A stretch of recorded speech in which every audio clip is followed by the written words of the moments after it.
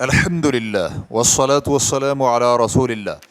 Bank سے قرض وصولی یا پراپرٹی خریداری کے لیے کسی کمپنی کو دلالی کرنے پر رقم ادا کرنے کا حکم۔ سوال کیا گیا ہے کسی اسلامی بینک سے قرض یا پراپرٹی کی خریداری کے لیے دلال کا کردار ادا کرنے والی کمپنی کو معاوضہ دینا جائز ہے؟ واضح رہے کہ یہ کمپنی جو بھی معاوضہ لے گی وہ حاصل ہونے والے قرض یا پراپرٹی کی قیمت میں سے مخصوص تناسب کے برابر ہوگی۔ جزاکم اللہ خیرہ۔ الجواب بعون اللہ سبحانہ وتعالی۔ اول، قرض حاصل کرنے کے لیے دلالی کا کردار ادا کرنے کا حکم۔ قرض حسنہ یا کسی پراپرٹی کی بذریعہ بینک خریداری وغیرہ میں دلال اس وقت بن سکتے ہیں جب ان کا یہ لین دین شرعی تقاضوں کے مطابق ہو۔ اس لیے سودی قرض یا حرام طریقے سے پراپرٹی کے حصول کے لیے دلال بننا جائز نہیں ہے، کیونکہ اس طرح گناہ کے کام میں تعاون ہوگا۔ دوم، قرض کے حصول کے لیے دلالی کی اقسام۔ حصول قرض یا زمین کی خریداری کے لیے دلالی کرنے والی کمپنیوں کی تین صورتیں ہیں۔ بسا اوقات محض فروخت کنندہ یا قرض دینے والوں کے بارے میں رہنمائی فراہم کرتی ہیں، یا پھر اپنی ساکھ اور شہرت کی بدولت دلالی کی خدمات پیش کرتی ہیں، یا پھر قرض خواہ یا فروخت کنندہ کے سامنے ضامن بن کر سامنے آتی ہیں۔ ان میں سے ہر صورت کی تفصیل کچھ یوں ہے۔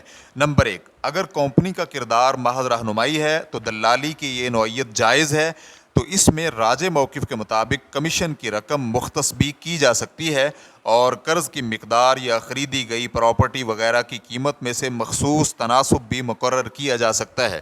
نمبر 2، اگر کمپنی اپنی ساکھ اور شہرت کی بدولت دلالی کی خدمات پیش کرتی ہے تو اس صورت میں کمیشن لینے کے بارے میں اختلاف ہے، تاہم راجح یہ ہے کہ یہ صورت بھی جائز ہے۔ یہ شافعی، حنبلی اور بعض شافعی علماء کرام کا موقف ہے، جیسے کہ فقہ شافعی کی کتاب مغنی المحتاج جلد نمبر 3 صفحہ نمبر 35 میں ہے۔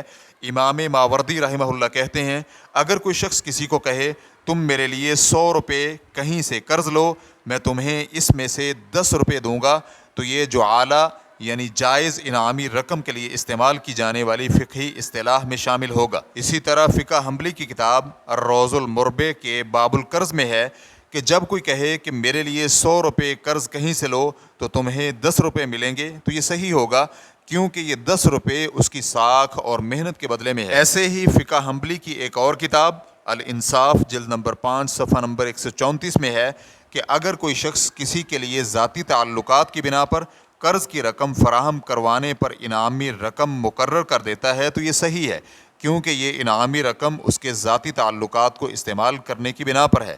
نمبر 3، اور اگر یہ کمپنی قرض خواہ یا فروخت کنندہ کے سامنے مقروض یا خریدار کا ضامن بن کر سامنے آتی ہے تو پھر ضمانت کے عوض کمیشن وصول کرنا جائز نہیں ہے، کیونکہ کسی کی ضمانت دینا نیکی کا عقد ہے اور نیکی کے عقد پر معاوضہ لینا جائز نہیں ہے۔ جیسے کہ ابن المنذر رحمہ اللہ کہتے ہیں، جن علماء کرام سے ہم نے علم حاصل کیا ان تمام کا اس بات پر اجماع ہے کہ اگر کوئی شخص کسی مقروض کا معاوضہ لے کر ضامن بنتا ہے تو یہ حلال بھی نہیں اور جائز بھی نہیں۔ ریفرنس کے لیے دیکھیے الاشراف علی مواہب اہل العلم جلد نمبر 6 صفحہ نمبر 230۔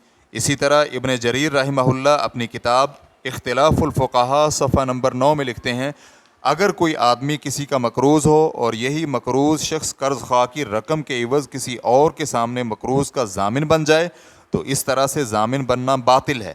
ایسے ہی المعایر الشرعیہ صفحہ نمبر 251 میں ہے، معاوضے کے بدلے میں ضامن بننے کی صورت میں چاروں فقہی مذاہب متفقہ طور پر اسے منع قرار دیتے ہیں۔ اسلامی فقہ اکادمی کی جانب سے اس بارے میں متفقہ قرارداد بھی جاری ہو چکی ہے۔ واللہ تعالی اعلم۔ اسلام QA ریکارڈنگز مؤسسۃ الشیخ محمد صالح المنجد، المملکۃ العربیۃ السعودیہ، فتویٰ نمبر 333357۔ والسلام علیکم ورحمۃ اللہ وبرکاتہ۔